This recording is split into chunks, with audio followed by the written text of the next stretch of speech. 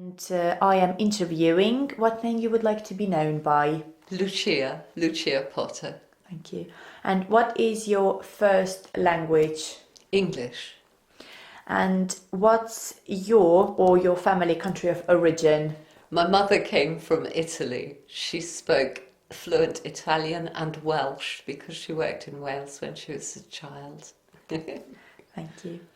And have you been in Italy as well, where your mum was brought up? I have only visited my mother's village once. It was beautiful. It was 10 years ago. When she was 80 years old, she was still able to travel, so we took her over to where she used to live, and she can remember children she used to play with because she had to go back to Italy when she was a child because her lungs weren't good. It was a different air. It's very damp and cold here. And she went back to Italy, and she can remember the people she played games with when she was a child. It's amazing. They had a black priest there.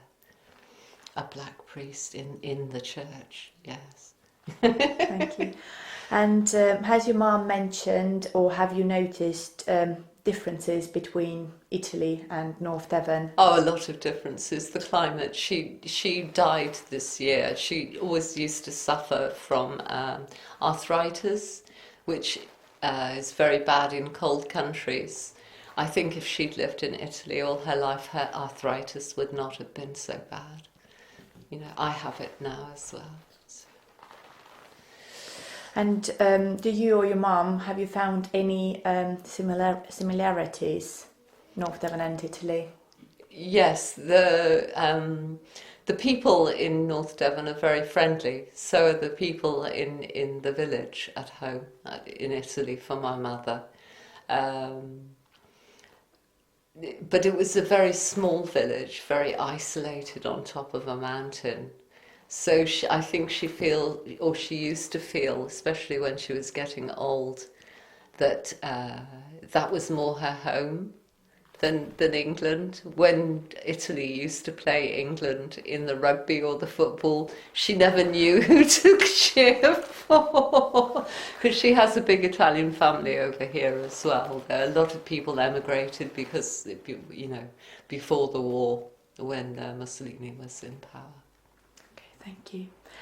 And can you tell us the story how your mum or why your mum came over to live in North Devon? Okay, well, my grandfather was the eldest of 11 children, and his uncles and his grandfather had emigrated previously, so he decided that with the rules that you couldn't kill your own pig, you had to get a special man and pay him to kill your pig. This was the end of the line as far as my grandfather was concerned.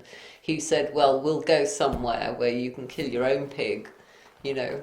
And then he came to England and found out he had to pay income tax. Why should I pay the government money for earning money myself? Why should I have to pay them some? So it's a difficult transition in a lot of ways, but they made a successful business over here, which was very good. Thank you.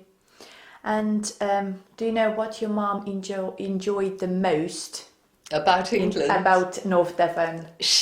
Her and my father were very involved in the community, with the swimming club. They used to arrange parties, fancy dress parties, and they used to dress up. And I have photos of anywhere she went, her and my father could enjoy themselves. They were always happy and laughing. They were very happy people. I was brought up in a very happy family. You know, yes, it's more difficult nowadays because people don't do these same things, but there was always dances and dinners within the community, and she was very involved. She liked people a lot. She liked to be helping people or organising to make money to help people. She was very good. Thank you.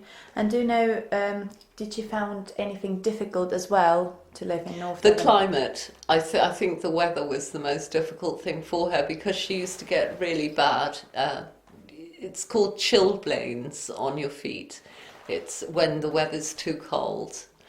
and she had arthritis at the end of her life because of the cold. And when she was a child, she had a bad chest and had to go home because of the cold, you know.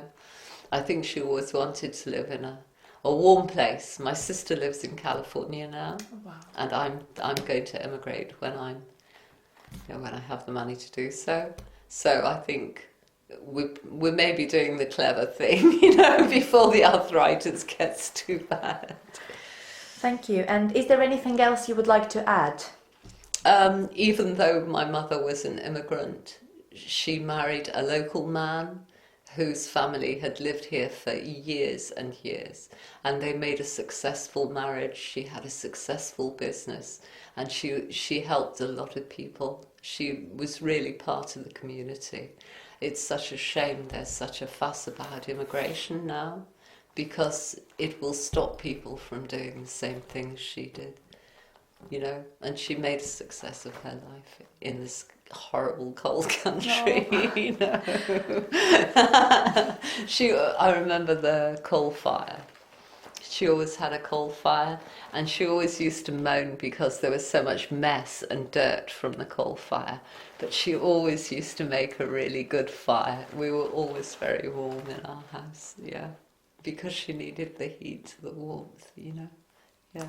Thank you so much, Lucia. Okay. Thank you.